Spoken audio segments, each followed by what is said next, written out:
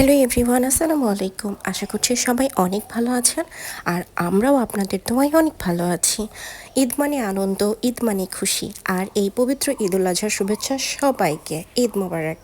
আসলে আমার কাছে মনে হয় ঈদের থেকে ঈদের আগের দিনটা বেশি স্পেশাল, কারণ হাতে মেহেদি দেওয়া, পরিবারের সাথে সময় কাটানো আর বাইরে ঘুরতে যাওয়া, মজার মজার খাবার খাওয়া, সেই সব কিছুকে একসাথে মিলিয়ে আমরা ফ্যামিলির সবাই মিলে চলে গিয়েছিলাম কুষ্টিয়ার একটা বিখ্যাত রেস্টুরেন্ট মুঘল হ্যান্ডিগোস্ত।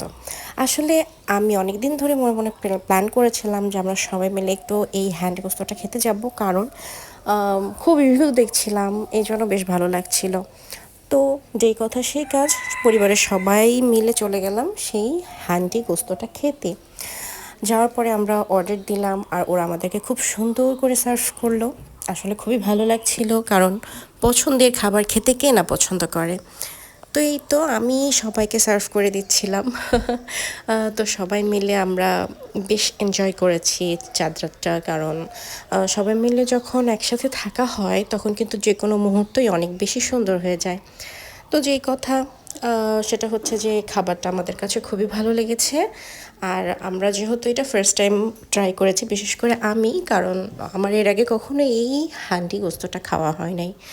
তো এই তো, আর তাই ভাবলাম যে যেহেতু আমি খাচ্ছি এবং ছোট ছোট ক্লিপস নেওয়া হয়েছে, তো আপনাদের সাথে শেয়ার করি, তাই আর কি দিলাম। এবং আমরা এখানে সবাই খুব মজা করে খাচ্ছিলাম, সবাই অনেক গল্প করছিলাম, আড্ডা দিচ্ছিলাম, ঈদের দিন কী প্ল্যান এগুলো নিয়ে আলোচনা করছিলাম। তারপরে আমরা আস্তে আস্তে খাইলাম এবং আমাদের খাওয়া প্রায় শেষের দিকে।